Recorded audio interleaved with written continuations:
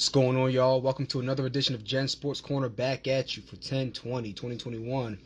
Going to be talking about the recap of Fury versus Wilder 3, my thoughts, my notes, my comments, how I saw the fight breaking down, and going through the stats and how this thing played out.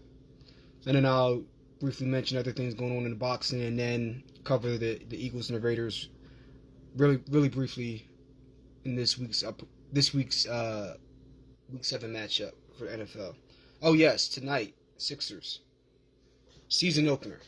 Big things. Oh, yeah. What am I talking about? That's what we got to talk about.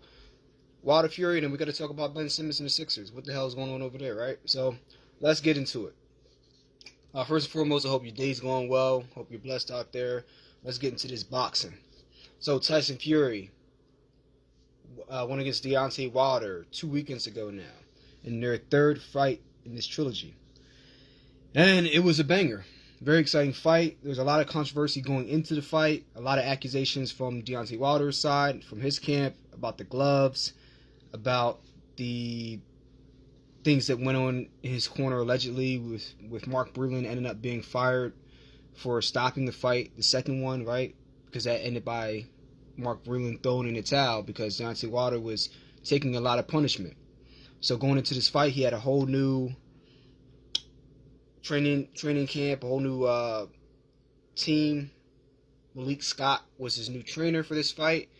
As you all know, with Tyson Fury, Sugar Hill was his new trainer going into the second fight, and it really paid dividends for him in that second fight, and they kept the ball rolling in his third fight. You know, there was the whole thing with COVID and Tyson Fury coming up positive, and it came out later that apparently, allegedly, Tyson Fury was not vaccinated, nor was anybody in his camp for the bug. So that put the fight at jeopardy and pushed it back. But eventually, they were able to finally clash in the ring 2 weekends ago, and it was a very good fight. In my opinion, it was the best out of the three fights. It was the most competitive out of the fights. From the get-go, it seemed like Deontay Wilder wanted to come out and throw that jab, establish that jab. And I'm looking at the CompuBox stats right now.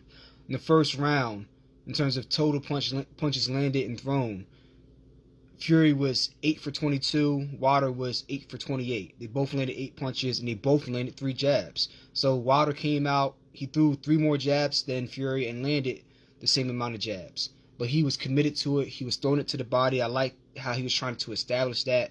He seemed like he might have gone a little bit too hard in the first round, and it seemed like he exerted himself a little bit too much, and you could see it even coming out into the second round. He wasn't gassed, but you could already see him starting to suck wind. It wasn't a good thing. The second round, Fury came out. He threw 30, Wilder threw 27, but Fury landed 11-4 in his favor against Wilder. And again, he landed 3 jabs to Wilder's 1, and one thing Fury was doing, he was keeping that distance, and he was establishing the jab. He would throw a jab, and he would come in and then tie him up, and he was putting his weight on Deontay. Coming into this fight, everybody knew why Deontay came into this fight heavier, actually the heaviest he's ever been in his career. The second fight, he weighed 231 at the scale. This fight, he weighed, I believe, 238 at the scale. So maybe he even came in at 240 or 245 fight night. We don't know, but, with the extra water being put back on. And Tyson Fury, he weighed in at 277. So maybe he came in at 285 on fight night. He seems to carry that weight pretty well. He's used to doing that. Hell, I mean, he was hovering around 400 pounds in a deep state of depression about 3 years ago now, right? And he came off the couch, trained, got somewhat in shape, and was able to box very well. So he's used to carrying that weight. He's been 400 pounds before. And in my estimation, he could probably carry around 300 pounds well. Maybe anything more than 300 pounds might be a little too much, but 280, 290, I think that's a good weight for Tyson Fury. And he has great stamina. Whereas Deontay Wilder, you're already gassing out at 231. I don't know why you would want to put on another 10 to 20 pounds. It doesn't really make much sense to me. I know he put on a lot of muscle, but also, the more muscle you put on, the more oxygen is going to be required to feed those muscles for contraction. So it's going to affect your stamina. Yeah, he had more time to put on that muscle and become acclimated to the new weight, but that's still a tall task, unless, in my opinion. Now, I'm not an expert, not a sports scientist, but at least he should at least have a year of acclimating to that weight, not 5-6 months. It's not enough time, in my opinion. So I thought that was a huge miscalculation going into the fight, and it showed up. Now, granted, he got more power, and he was able to withstand some of the punches a little bit, but he got knocked down. I believe it was in round 3 or 4. I don't remember which one, but Tyson Fury was able to knock him down. He got back up from it, and then the next round he came back and then hit Tyson Fury with a really good series of punches and dropped him twice in that round. And Tyson Fury, to his credit, he kept his bearings about him, and he got saved by the bell. He was able to last it out to the end of that round. And then he came out after that, re-established himself, and then it was all Tyson Fury from, I think, round 6 on. All Tyson Fury. He was able to dominate the fight. And up until round 10, where it just really looked like Deontay Wilder was fighting on fumes, on willpower, on sheer grit and determination, because he didn't really have his legs ever since like round 3 or 4, honestly. And then round 11, the fight culminated with that brutal knockout. And people were saying he was out cold. I don't think Deontay Wilder was out cold. I think that was an exhaustion knockout. If you see him, when he got hit with that right hook, he got hit, and as he's falling, he falls and bounces off his left shoulder, but you could see his eyes open and him breathing heavy. I just think he was so exhausted, he just was not able to will himself to get back up. Similar, a little bit worse off, but very similar to the way George Foreman was when he got knocked out, or stopped, should I say, by Muhammad Ali. George Foreman obviously was all there, but he was so damn exhausted. That's what I call a fatigue knockout. And this is what I call a fatigue stoppage. Out cold would be like a Manny Pacquiao when he got caught by Juan Manuel Marquez. That's a knockout. Or Ricky Hatton when he got knocked out by Pacquiao. Those are knockouts. This seemed to be a stoppage due to exhaustion. He hit the ground and he was just so exhausted that he was just trying to focus on trying to catch his breath and get his bearings about him more so than him being out cold. Either way, props to both guys. It was a very good fight. Great fight, actually. One of the best fights I've seen in a while. I mean, we just finished having a really great fight with Usyk and Joshua, and then we had that followed up by Fury and Wilder. The heavyweight division has been on fire this past month. October was a great month for boxing, especially the heavyweight division. I mean, it was beautiful. It was phenomenal. We need more of that. This is a great fight. And looking at the punch stats, you can really see how this thing played out. Tyson Fury threw 385 punches, and Wilder landed 355 of his own punches. However, Wilder only landed 72 out of his 355 thrown, whereas Tyson Fury landed 150 out of his 385 thrown. Okay? And there weren't a lot of body punches. We're going to be real here. Out of the 150 punches landed, only 19 were to the body by Fury. And out of the 72 landed by Wilder, 11 were to the body. I mean, you're talking... I mean, nobody threw jabs to the body. Wilder landed 4 jabs to the body.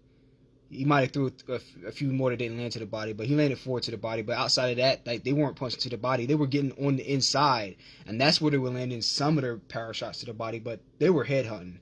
Both of them were. They knew what time it was. They weren't fighting that type of fight. I did not see a lot of body work from either one of them.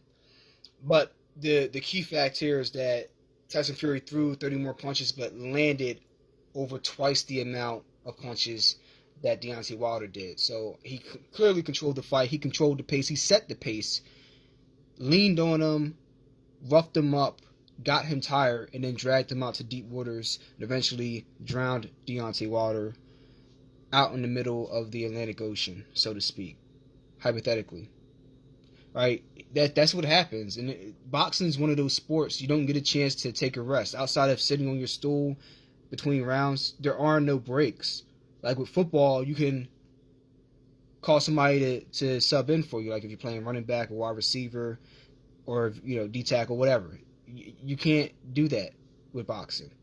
And once you get tired, not only are you huffing and puffing, but it's hard to keep your hands up. The other person is throwing punches back at you, and the fatigue knockouts can sometimes be more brutal than the knockouts when you're fresh, right? The flash KOs. Flash KOs tend to happen a little more often when you're fatigued, and that's what we saw with Deontay Wilder. But great fight. I loved it. For those of you joining in now, I gave my breakdown and analysis of the Wilder Fury third fight in that trilogy. Loved it. And then there's a big fight coming up between Terrence Bud Crawford and Sean Porter. That's going to be a really good fight at 147 for one of the belts. And look, I'm a big Bud Crawford fan. He's a pound for pound fighter in my mind. I don't know about, I would say top 5 pound for pound. And I mean, Sean Porter, his losses were to animals, and really his losses were decisions. And some could argue that he beat Keith Thurman. I thought he did. And I thought that he, minus the knockdown in the 12th round against Errol Spence, I had him winning that fight against Errol Spence. So he's always been right there. He's a dog, man. Like dog with an A-W. D-A-W-G. Dog, man. So that's going to be a really great fight. And I'm interested to see how this division gets shaken up, because you have Manny Pacquiao retiring. You have Yordenis Ugas getting the belt from Manny Pacquiao, or defending his belt against Manny Pacquiao. And you have this fight, which could decide, really shake up the division between Crawford and Spence. I mean, Crawford and Porter. And then Spence, we don't know if and when he's going to be back, because he had the detached retina or scratched retina or whatever it was. And that's a serious deal. Is the wear and tear catching up with him? He's never been one to have great defense, but he's had the power and the size and being able to pressure opponents. But he takes a lot of punishment. And then on top of the car accident, are these things adding up? We don't know. We've seen what happened with Kell Brook once he had the one broken eye against Triple G. Yeah, Triple G. Then he broke the other one against Errol Spence, and it became a recurring theme. So we'll see what happens with Errol Spence. That's up for discussion. So those things, and then let's hop into the NBA. Let's switch gears all the way to the NBA and the Sixers. Opening night tonight. The whole big thing with Ben Simmons finally showing up to the 76ers practice facility, only to get kicked out yesterday. And that was a whole big thing. That was a mess. The memes and the videos are going up. We know he doesn't want to be here. He's making that abundantly clear. And Embiid is speaking his mind. Apparently, him, Embiid, and Doc, they had a sit-down meeting between the three of them. And who the hell knows how that went, right? But Embiid said, at this point, I don't really care what the guy's doing, man. Like, he does what he wants to do. And he ain't wrong. I mean, it's not like people wanted to hear that coming from Embiid, or he didn't want to hear that coming from Embiid, but he ain't wrong. I mean, Ben Simmons, question for Ben Simmons. Do you think if you don't at least start attempting to shoot and add that as a facet of your game, you think that anything's going to change if you go to a market, say like LA or New York? You think that's going to change? You think people aren't going to be on your back hounding you as to why you're passing the ball with an easy layup in front of you when you could have banged on Trae Young? What are you doing, right? You think that's going to change? Not only is it not going to change, but you're going to put yourself into rarefied air as one of the heroes turned villains in this town. Like, you're going to go into JD Drew status, into that stratosphere. Where people just... Some people are actually going to be crazy enough to hate you. I mean, I'm not that fanatic of a fan, but some people are legitimately going to hate you. Might even have an urge to throw some D batteries at you. I don't know. But you're putting yourself in that spot because there's never been a more coddled athlete outside of Markelle Fultz than Ben Simmons. Ben Simmons probably been more coddled than Markelle Fultz. And at least Fultz actually attempted to shoot. Even with the shoulder damn near falling out the socket, he was still throwing the shots up. And then eventually he got his shot back when he went to the Magic, and everybody was happy for him. People love Markelle Fultz. And we were kind of devastated when he got the ACL injury last year. We loved him, even despite his struggles here. The same cannot be said for Ben Simmons. People have given him chance after chance after chance after chance. And I'm not saying he's a bad person. He's brought us a lot of joy, a lot of victories, a lot of great moments. But it's so frustrating when somebody isn't shooting not because they can't shoot, but because they're afraid of failing. That's an issue. I don't know if it's going to take a sports psychologist here or wherever he goes to help fix that. Maybe he needs to talk to Magic Johnson. Maybe he needs Phil Jackson to work his Zen-like magic and hypnotize him into not being afraid to miss a shot. He needs something, because if this doesn't change, it's going to follow him wherever he goes.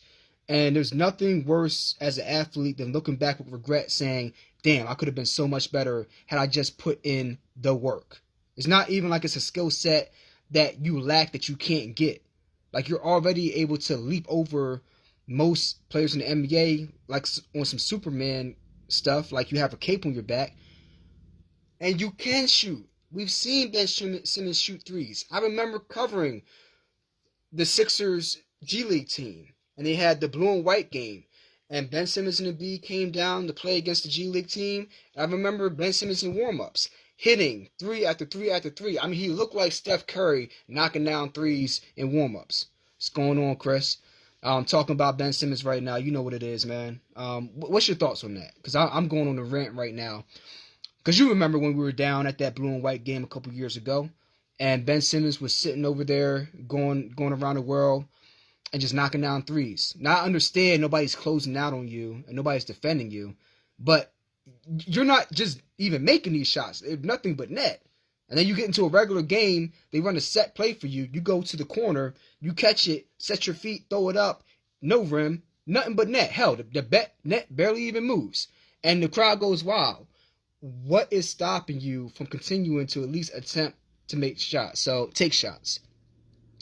I mean, look, Blake Griffin, back when he was at the Clippers, couldn't shoot a three to save his life. Just want to send a request. Let's see.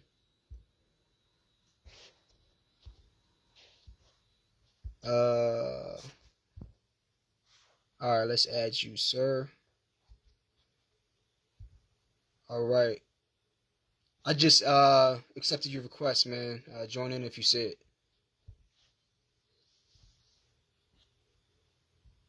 Let me know if you got it, Chris.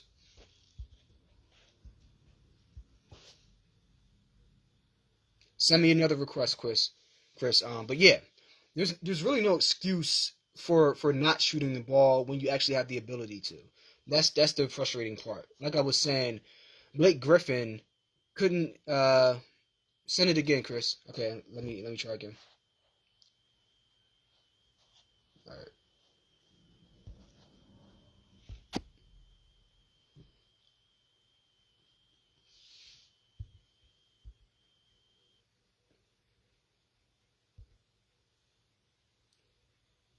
Yeah, bro, I don't know. Yeah, I don't know what's going on, but trying to add you on this thing. Let's see.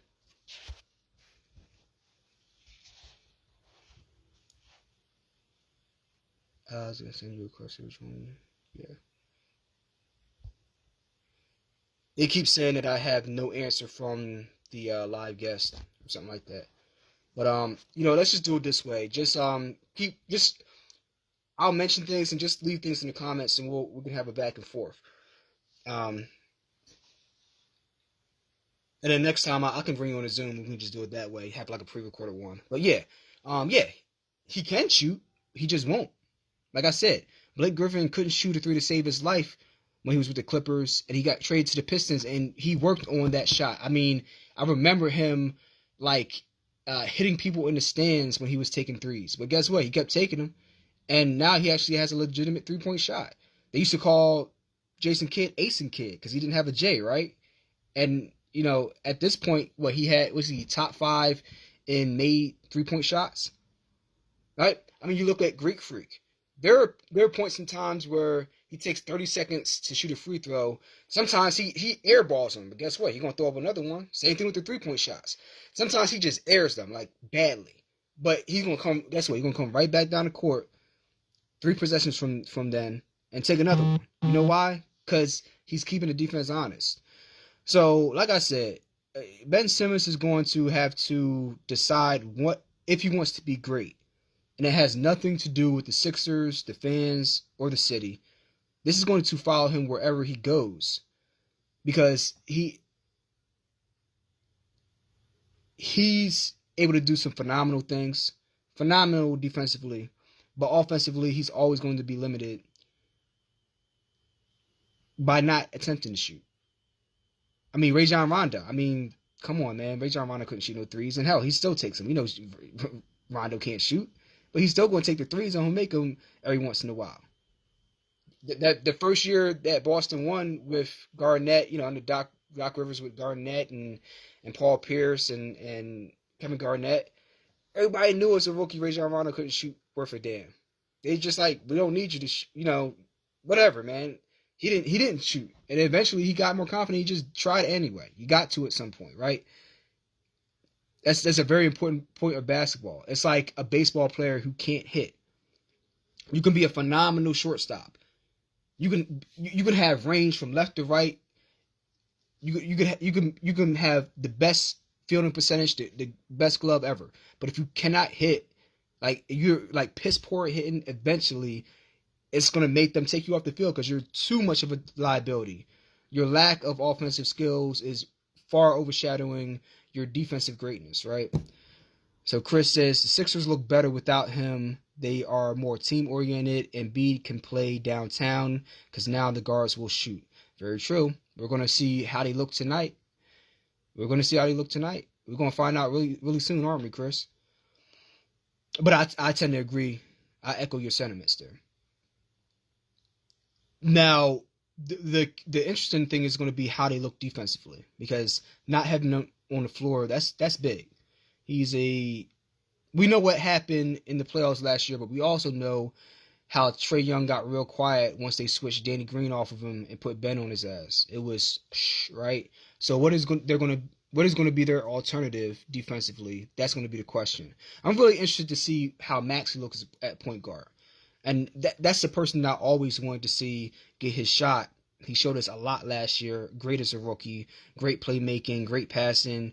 Really good 3-point shot. It's only getting better. Always had a nice little floater coming down the lane. So that's going to be my question. How do the new look Sixers fare with Maxey starting at point guard? So that's the question. That's one of my keys to victory. How does he look out here leading the squad? So that's pretty much what I have for the Sixers. We talked about Fury Wilder 3, the whole shebang behind that. We talked about the Sixers opening night now. And then we can briefly mention week 6 from last week. Eagles played a pretty solid game against the Bucks. They had their flaws, but I like what the Eagles were able to do. The only thing that I can't stand, and we're going to harp on this, is that they refuse to give Miles Sanders the ball into the fourth quarter. I mean, seriously, give him the ball into the fourth quarter. And I mean, he only gashed off like 20 yards each run. I mean, it's not like he did anything crazy, right? Why would you keep giving him the ball if he's running for 20 yards a pop?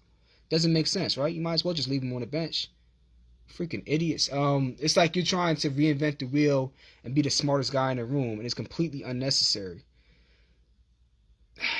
It wasn't like it was garbage time where the Bucks were just trying to let us run. No, they were trying to stop us because it's 28-17. You're not trying to let the Eagles come down and get a field goal or a touchdown, and we ran the ball down their throats. It just boggles my mind how disproportionate the pass to run ratio is. It's just ridiculous. I mean, you're talking about 80 to 20%. I just never seen anything like that. Not even playing online in Madden. I've seen 10-year-olds have a better run-to-pass ratio when I'm playing them in a ranked match on a video game. not real life. Not real life. A video game. So, look, overall, they can be much more competitive than they are, but they're going to change their mindset and their approach because they're not the most talented team, but they're definitely more talented than the record shows or suggests. And then looking at my Raiders, it's an absolute crap show with John Gruden resigning with all the things that came out in that report from the Wall Street Journal. And our interim head coach, special teams head coach, took over. And guess what? Not only did we go out and play against the Denver Broncos, play well, but we got the dub, 34-24. Hats off to them. Derek Carr playing like a leader, flinging the ball, making it happen. I was just very proud of my team, man. Very proud of them. And now the Eagles are playing the Raiders this week. And I'm always conflicted because I'm a fan of both teams. However, if I'm being real, I'll put it like this, and I don't think I ever said this. If Nick Sirianni is going to refuse to run the ball and just be hard-headed, just get a dub to the Raiders. Don't even waste our time as Eagles fans. It's absolutely nauseating. Like how it's mind-numbing. That's the only word I can say. I keep coming back to it. It's mind-numbing. How out of touch, how asinine you have to be to only give the ball to one of your best players less than 3 times in 3 quarters. It's ridiculous. So I'll talk more about that game as we approach Sunday. But I mean that's what it is. Because right now the Raiders are a very good team despite all the turmoil at the coaching spot. And the Eagles, like I said, they ain't gonna run the ball. Just get the dub to the better team. If they run the ball, then may the best team win. I'm indifferent during those games. I typically don't even watch Eagles Raiders games when they play each other. But this one, I'm going to be watching just because I'm intrigued to see if Nick Sirianni is going to be an idiot this week again. Yeah, I said it. Or if he's actually going to stop trying to act like he's the smartest person in the room, try to reinvent the wheel, and just play good old-fashioned football, run the ball. All right, but that's it, though. I'm going to get ready for this Sixers game. Yo, Chris, next time I do a episode, I'll do the Zoom, and then we can do a pre-recorded one. Actually, we could probably talk about the Sixers game after game 1, what was the good, the bad, the ugly, the great, and just give a recap of that, okay? I'll send you the day and time that I'm going to do it, and then we'll make it happen, all right? But till next time, thanks for tuning in. Leave your thoughts, comments, concerns in the comment section below. Make sure you go to genmusic856 on my YouTube. I have 2 playlists, one for the music, one for the sports. Got some new music coming out real soon. And as always, we rolling out these videos. Till next time, be safe, and I'll catch y'all later. Peace.